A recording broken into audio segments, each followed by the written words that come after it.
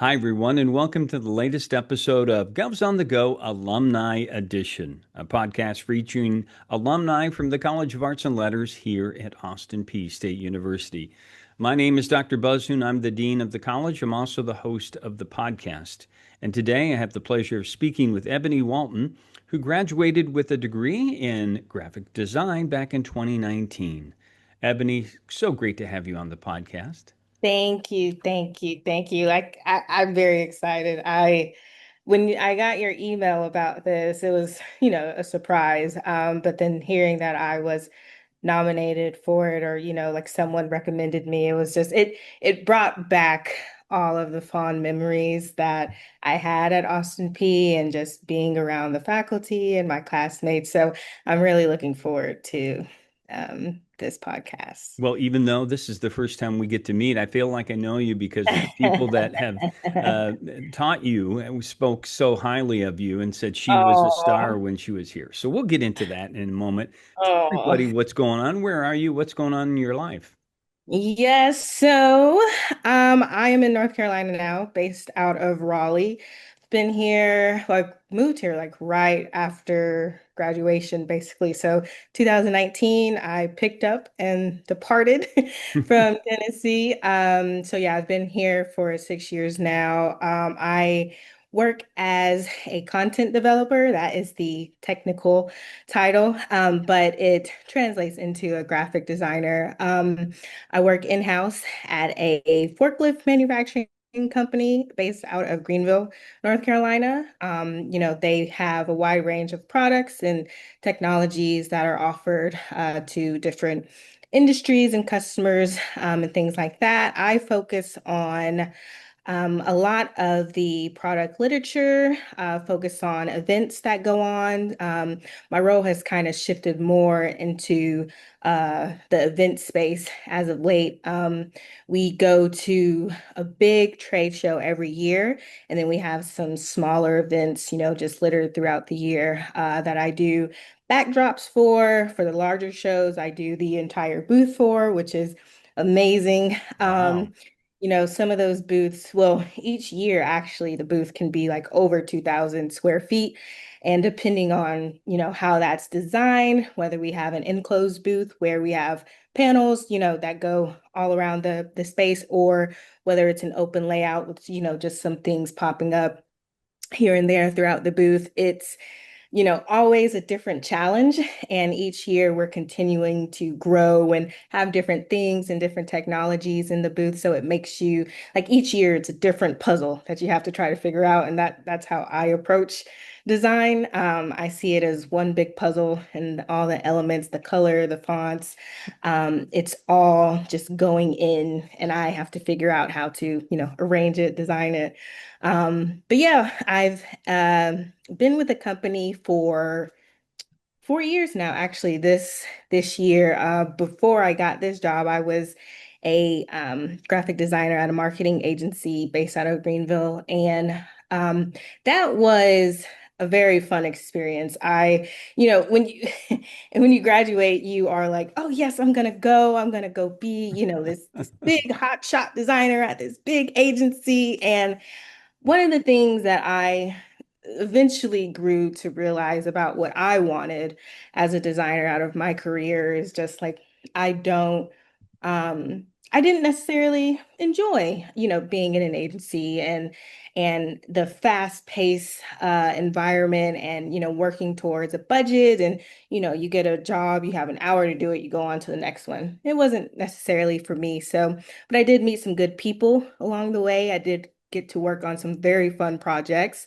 The benefit of being at an agency is that you can have multiple clients who have different industries that they work in. And so, you can have a retail client that is focusing more on social media and really, focus on their photography and Hmm. different things like that. And then you can have more of a education client who is focusing more on like annual reports and different documents, that are going out to families and to, their audience. So I liked having the variety that came with that. But like I said, the different or the very fast-paced environment, it was just I felt like my creativity was was being stifled a bit. So I and now am now at Hyster-Yale, like I mentioned, and it's very flexible.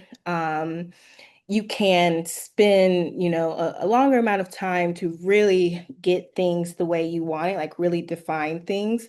And or excuse me, refine things. And one of the things that I appreciate is like, like I mentioned, working on the larger booths, I have months, it's not just something that's thrown on my desk and it's like, hey, you have to do this. I am given the chance to really think through how this is going to come to life, not only within the booth, but the existing collateral that comes with that. So the advertisements, the handouts that we give to booth goers, the swag that is handed out as well. So there's different, it's a whole, I've started calling it a design system. It's something that it's not just you throwing your logo and images onto something. You have to think of the entire experience. Right. So that is where I'm at now and what I'm doing. I know that was long-winded. I can do No, a lot of talking. that's very good. Most people, it's hard to get started. You're right away. Which is leads. I want to start at the beginning. You told me you're from the area, the Clarksville Oak Grove area. Yes. Um, are you from a big family? Where are you within that family structure? Yes, I am number six out of Okay. six. So the baby of the family, that's part of the reason why I was like, when I graduated, I was like, I'm getting out of here. There's more to life than Tennessee. But no, I love my family. I come from a large family. I have I have one niece, but I have a lot of nephews and I have two sisters and three brothers. So it's just a lot of love, I actually do, like I just mentioned, I left Tennessee, but here lately, the last few years, I'm like, man, I do, just miss having them right there. I can just go into my sister's room and say, just get on her nerves or something. But I have enjoyed just finding my own path as an adult in the professional space and just in my own life in general. So, but yes, from Clarksville, Oak Grove area, graduated from Kenwood High, go Knights, in 2015. So yeah. So, what kind of things did you like to do as a young girl? What were you interested in, and what kept you busy? Oh boy. I was very soft-spoken as a child. Being the baby, and then I have my siblings have just wild personalities. So they can take charge of a room. And when you're the youngest one, you're usually just shoved to the side. That's And I hear yeah, you. so I found my enjoyment on the computer. I did a lot of simming, playing The Sims, and just finding, I guess, my space or like a found space on like just like random internet forums or not random, but specific internet forums that related to my interests and different things, and especially getting into the whole social media aspect with, MySpace and, different customizations that you could do. And I was probably too young to really utilize the website, but I liked being able to go in and, decorate your profile and,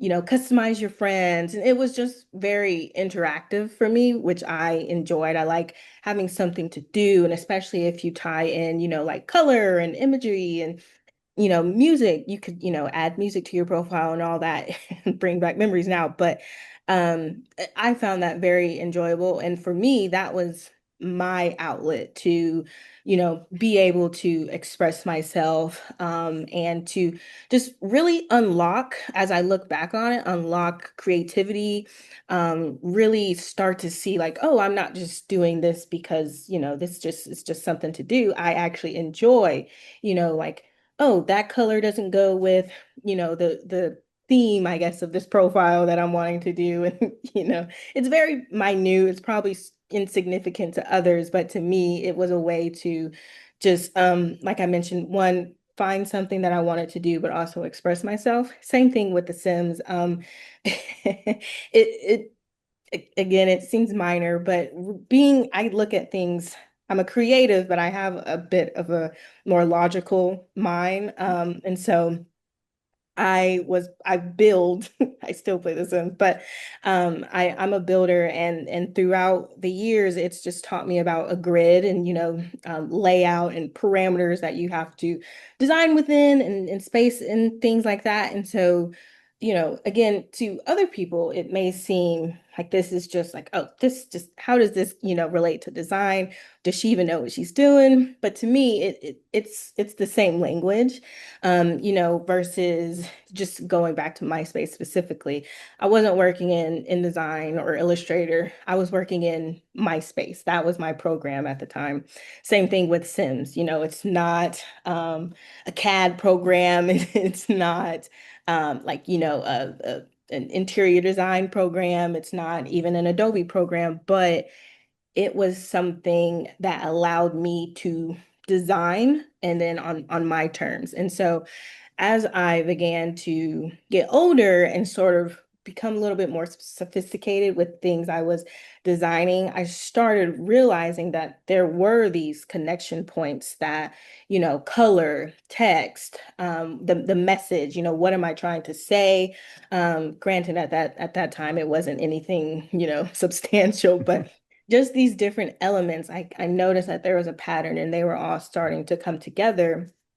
And so when I started doing more research around just what could this be? How can I, go into this a little bit more deeper? Can I make a career out of this? I don't really know what I'm doing, but this is what I enjoy, and that's something I've always, that's been just like a cornerstone of my life. Like, I like to do things that I enjoy. If Right. I'm good at it, great, but I want to be happy. I want to, develop a skill that can take me far, but also as it does so, I will enjoy it along the way. So I was not aware of what graphic design was. I hadn't even really used the programs. It was all very foreign to me. But when I did realize that when I put it together, that was graphic design, and the fact that I could attend Austin Peay while doing so, because,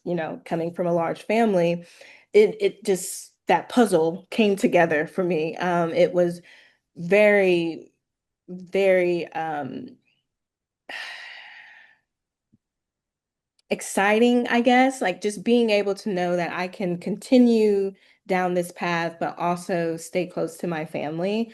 But also, just grow as a designer, since I knew what that was now, and just seeing what doors that could unlock. Well, It was that exciting. there's so much there to unpack. I appreciate that you talked about the ability to use both sides of your brain, first of all, which is, a lot of people, creative people, only have that one side that they're relying on. But I think that's wonderful. The other thing is we probably need to explain to our young viewers what MySpace is, but um, Oh, yes. I think that there's, what I love to do when I talk to people, especially our alums, is to find out the point where there's this intersection of what you like and what you think you can do, and there's this point of intersection there where you go, okay, I really like doing this, and I can probably do this for a living, and you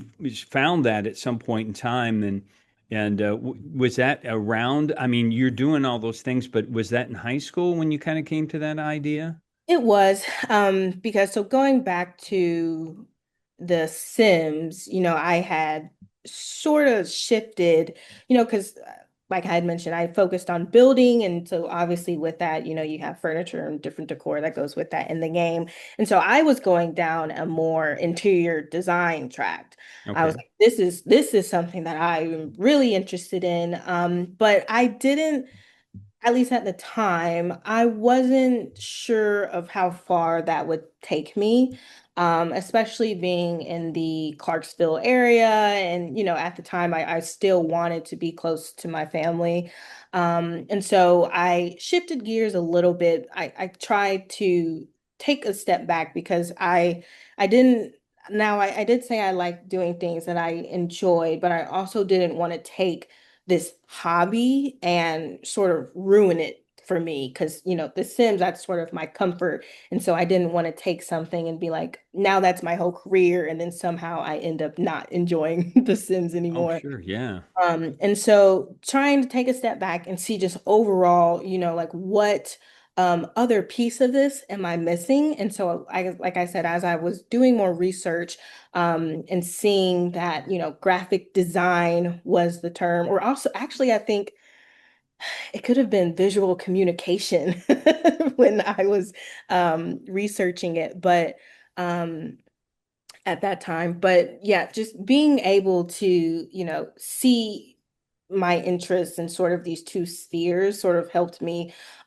list out I guess, my options and, the pros and cons. And family for me was a big thing at the time. So, weighing those options, like I said, and the family eventually won out in the end in Austin Peay.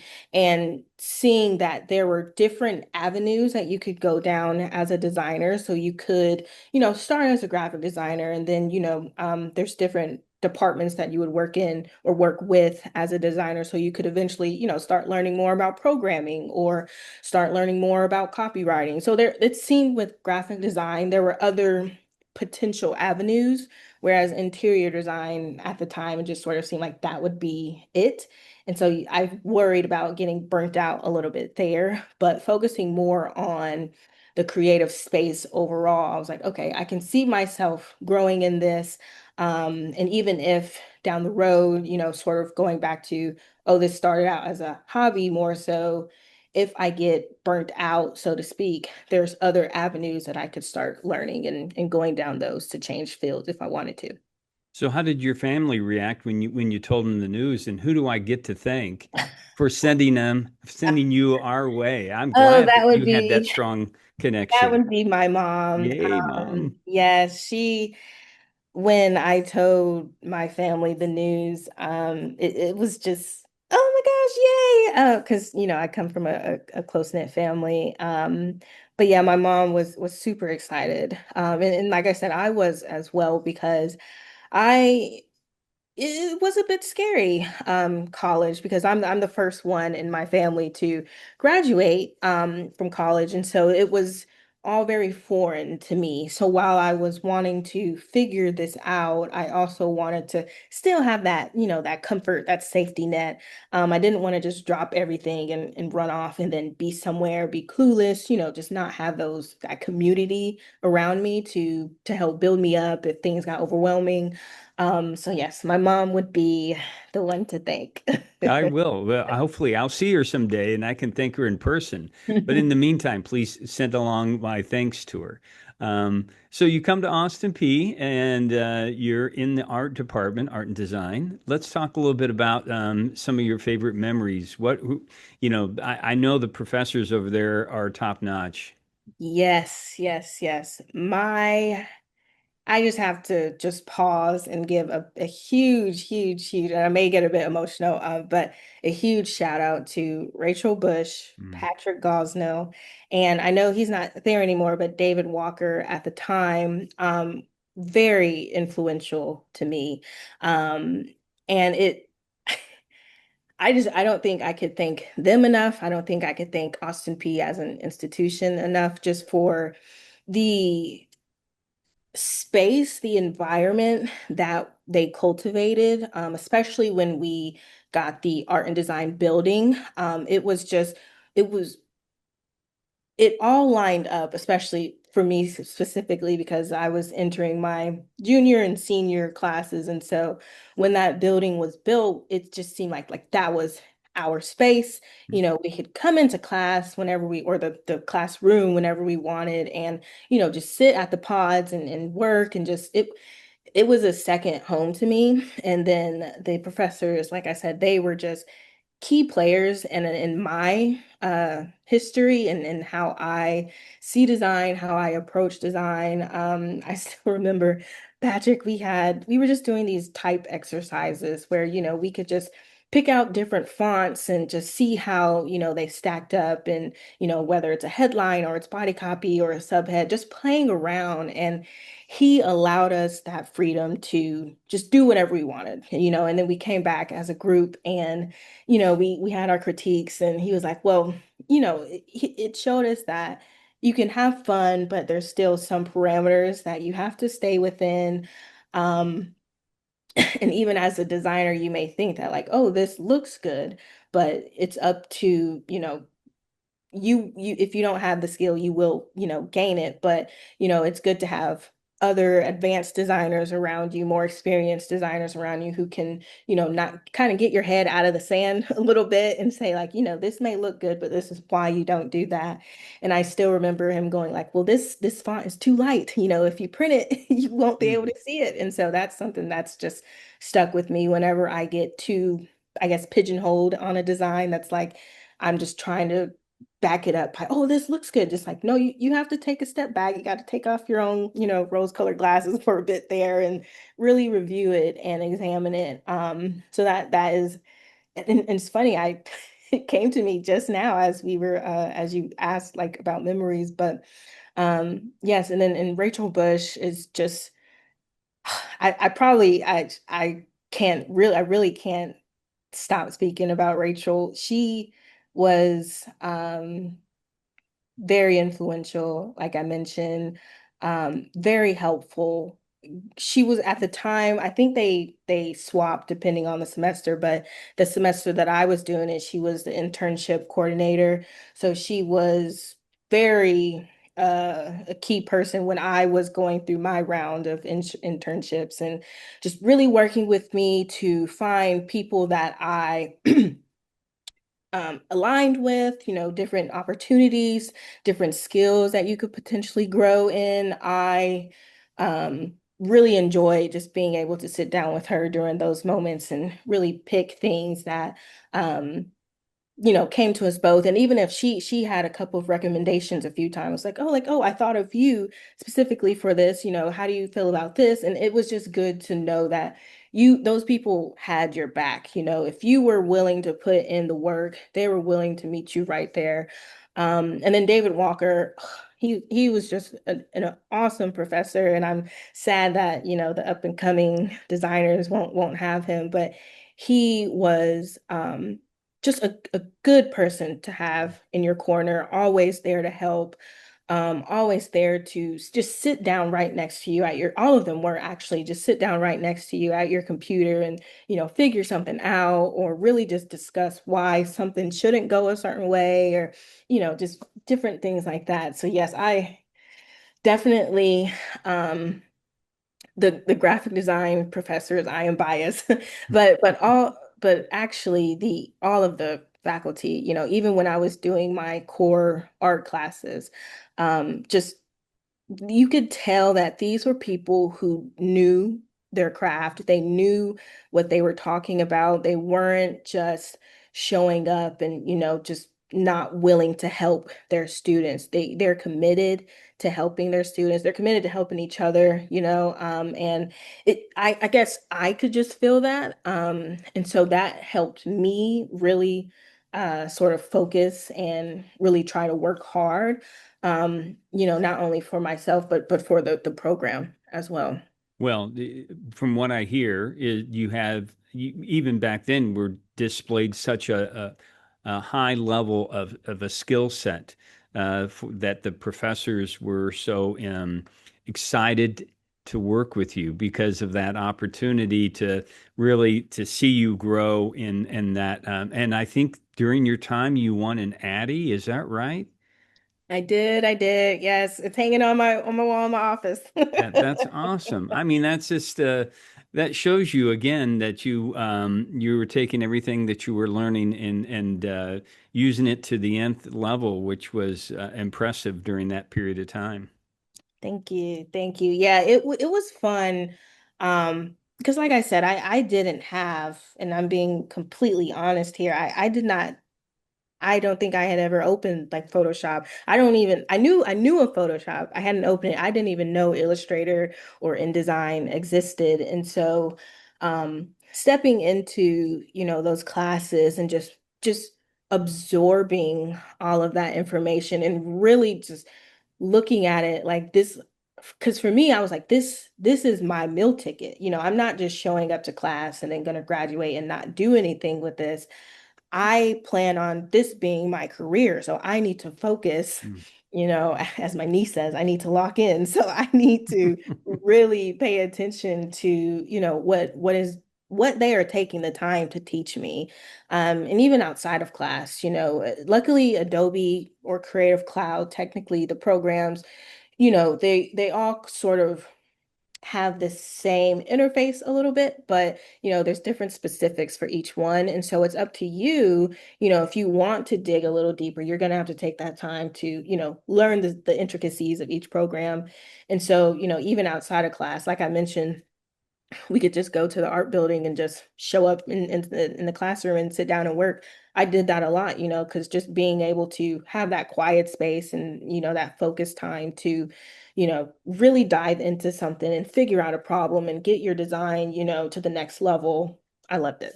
So. It's what the best students do. It's what the best students do. I can tell you that. And I tell you that, again, it gets back into what you talked about earlier, your interest in solving puzzles, this idea that even though you didn't know the software programs at the time, you knew you had all the pieces of the puzzle somewhere up in your brain. You just weren't like these allowed you to put those things together. Mhm. And that's I see that as a reoccurring theme. Is even in your career, you came with this ability to take the rest of the world in. That's what wonderful about artists do. They're able to see these things and how they can fit together, how they can be represented, and I think that's a real gift that not everyone, especially even a dean like myself, has no ability. I'm going to be honest here, Ebony. I'm colorblind too. So uh, you people that have the ability to see the world and make something out of it just amaze me. Yeah, there's always a problem to be solved. And one of the things that I am focusing on now in my career and wanting a little bit, just thinking about what's next. Because I do enjoy, technically, I guess it would be more just like production design. Like you get a task, you sit down, you create it, boom, you knock it out. But for me, just going back to more of the puzzle and the problem, how where did we start? How did we get here? Even if you're a production designer, someone's given you a brief. How did they create this brief? What problem arose that and made them say, "Hey, this needs to be created or this needs to be changed."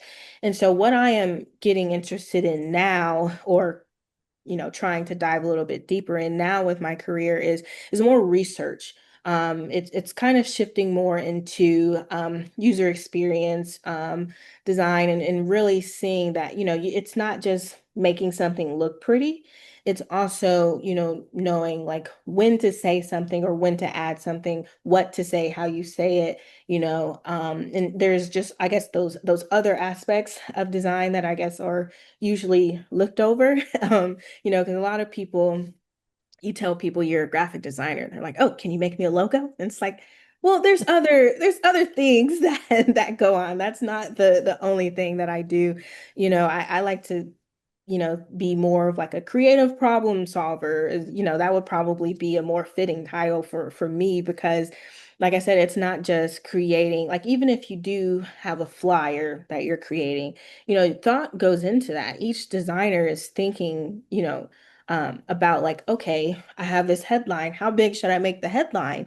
I have these colors. How much of one color should I use versus another? Am I trying to draw someone's eye somewhere? If it's an image that's included, is there something about the image that I'm trying to draw them to? So it's very, in my mind, very puzzle driven. You're thinking through all these different thoughts and ideas, and the people at the end, they just see the finished product. I wish sometimes you could have a whole book that goes along with Mhm. whatever you're creating and say, well, this is it, but these are all the things that I did to get here. Because a lot of times when you're presenting, it's like, yes, you talk about, like the main idea of what, what you're presenting, and then you sort of get right into it, and then you talk about why something works and, versus something else. But it's sort of like you don't get to have that journey that really shows like, well, I started with a blank canvas, a regular 8.5 by 11, just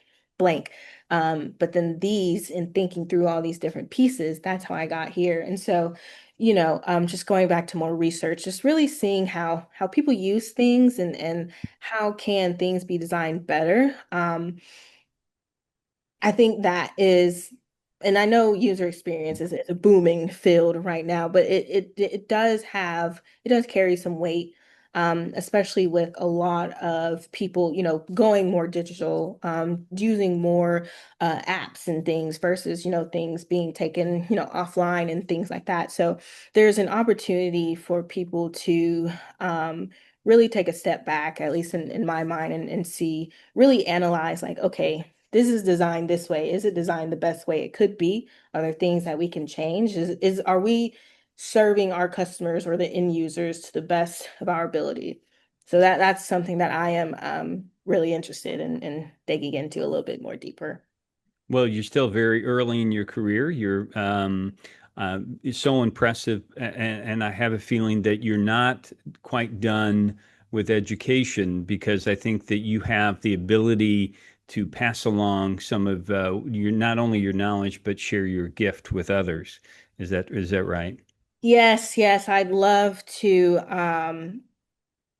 get a graduate degree in a design related field. And also I would love at some point later on down the road, I think I'd like to do, like you were just saying, a little bit more with my career, learn some more things and really get some more tools under my belt, but teach later on down the road. I would love to teach. I think I I love to give back. I love to Mm.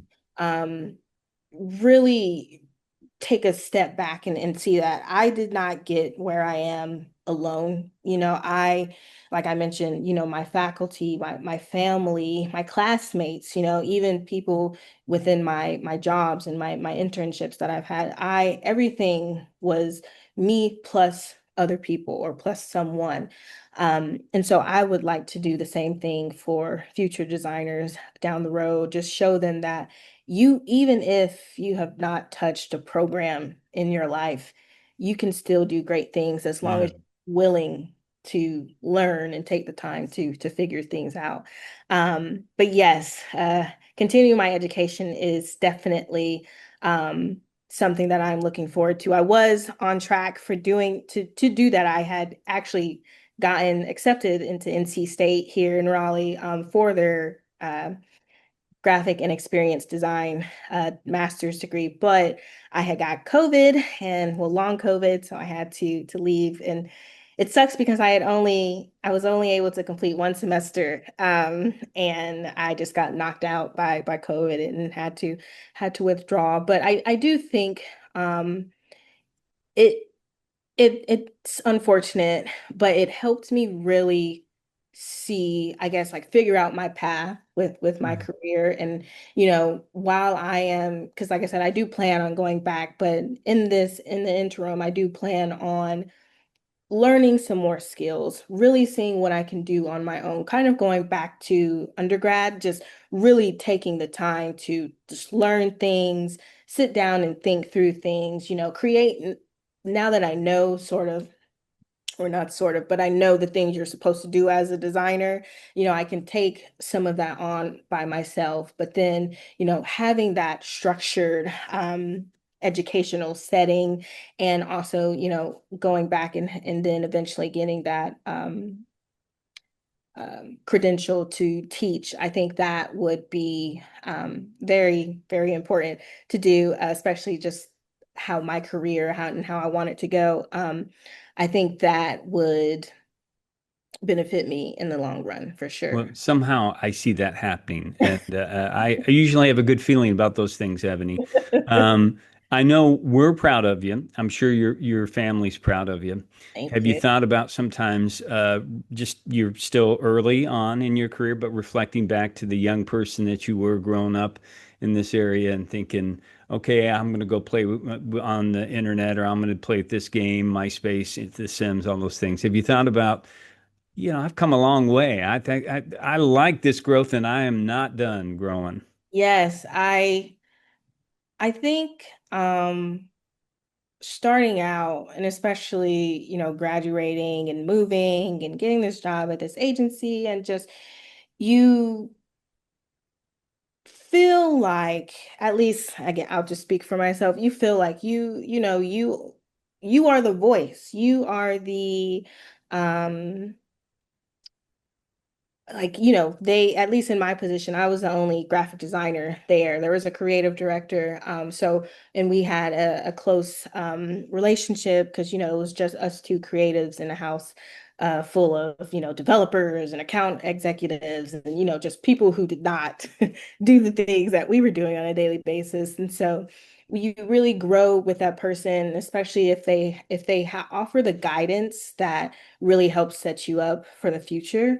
But one of the things, like that I did learn from him, like I was just mentioning, you feel like you are the only voice in the room. But what he taught me was, you can know everything under the sun about design and the technicalities and, or technical ways to do things. But if you are not thinking about it appropriately, I think that was the shift for me after college, because it was just, you're meeting those project deadlines. And so you're adhering to the guidelines around that. You're basically designing for yourself. In most cases, but when you get out in the professional world, you're not designing for yourself anymore. You're not the only voice in the room.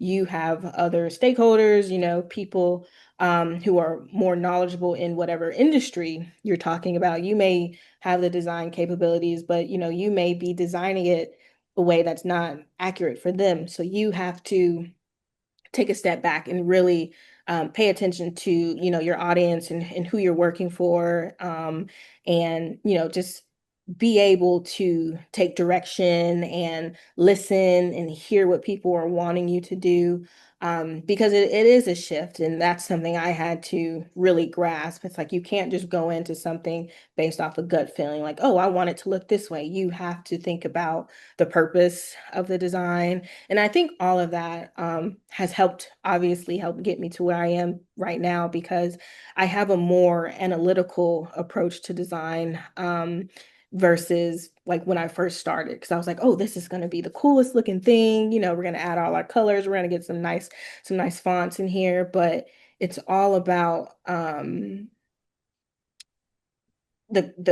end user at the end of the day. If you're creating something for yourself, awesome. But more often than not, as a designer within a company, you're designing for other people. So you have to know when to take your hat off and when to put it on. Because, like I was saying, you answer to other people, but at the same time, you do have that background. You do have that experience. You graduated with this degree, so you're capable.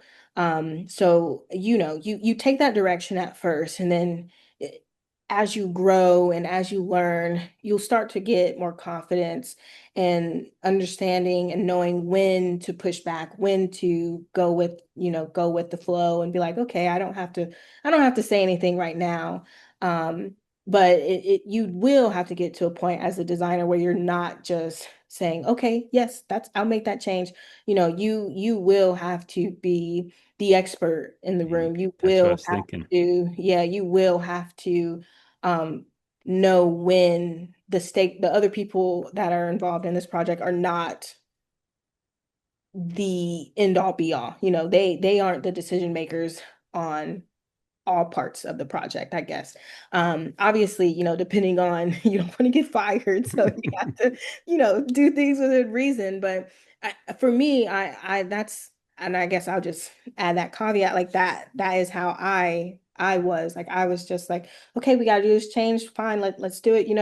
And I was allowing my designs to lose their essence, because as you're designing something and you're really thinking about why you did something, you're able to have that ammunition when someone does say like, hey, have you thought about changing this? Or it's not even the have you thought, it's like, let's change this to Yeah. that. And that could potentially ruin the entire the entire design. So it's up to you, whether you get this, under your belt when you first start out or, some years down the line, it's fine. But I think every designer that's something that needs to be practiced. Not just designing something for the sake of design, but it needs to be very intentional as you're going along, and you need to be able to back up what you're doing. So our last question is always about what kind of recommendations you have for students. You can make it about art students, graphic design, whatever you want to. What kind of recommendations do you have? Um, Definitely taking opportunities.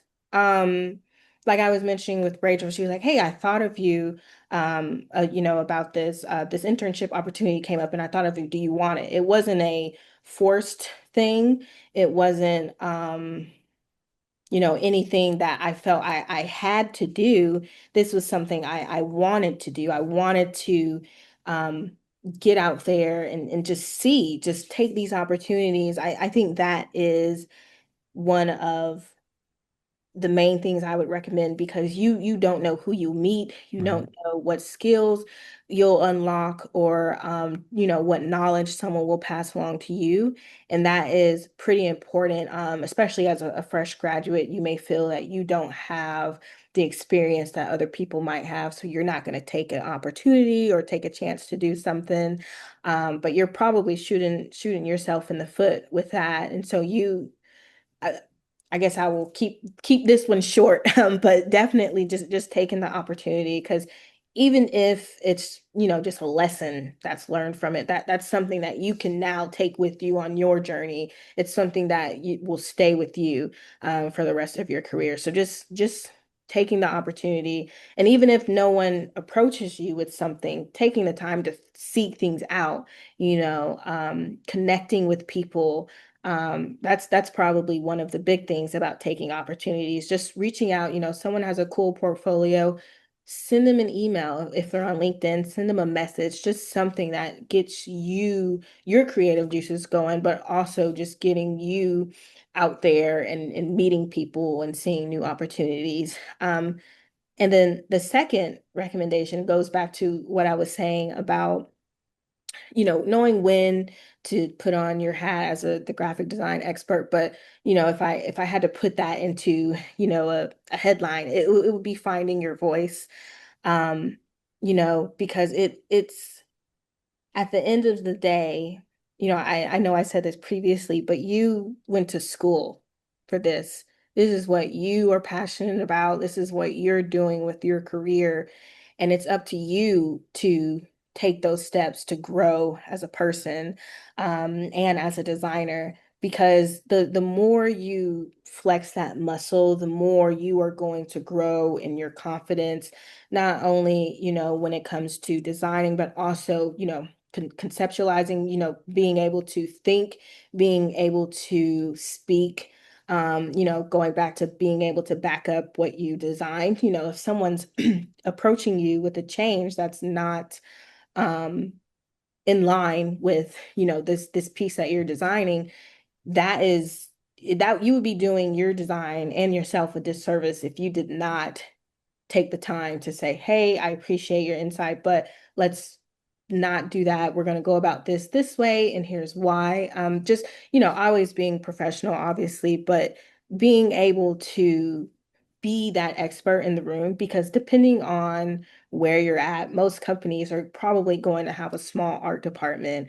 So, but then other departments are going to, engineering, programming, sales, even within marketing, there's going to be other people that probably have, higher position, different titles, they carry a little bit more weight, so that can be intimidating, but you are the expert in the room as a designer. So like I'll probably say for the last time, it's up to you to use your voice and be the expert in the room to show them that you are a capable designer and you know what you're talking about. Well, such wisdom from such a young person, Ebony Walton. Where do you get that from? That has to be passed down from somebody. Um, Everyone. I mean, like I mentioned, I didn't do You're this just, alone. It's everyone that I've come across that's taught me something, who has, taken the time out of their day to really work with me, because I like to give my all. I like to show that, you're not wasting your time. What you put into me, I will put out and probably give to other people as well. So it's just something that someone gives me a little tidbit, I try to pass it on. well, I now know why all the faculty members were so much in love with you as a student. So I'll just leave it there. Thank you for being on the podcast and sharing your Thank story. you. Thank you for having me. I've enjoyed this. And just being able to think about things. And I like the Patrick Gosnell story. I swear to you, I hadn't thought about that in years, but yes, I swear I'll never forget. Like he was like, it's good to have fun, but you need to, still have your designer hat on when you're doing things. It can't just look pretty. You gotta, let people have to be able to read it. So it was just a really good time. I wish I could sometimes just go back and experience it all again. Because it was such a refreshing time. My classmates were great, faculty were great. The building was great. The campus is amazing. And so just being able to really grow into who I am now, or who I was at the time was just it was a good thing. And especially, with me being from the area, I just enjoy just still being close to my family and being able to do something with my life after high school. Well, again, thank you for being on the show. It's been a pleasure. Thank you for having me.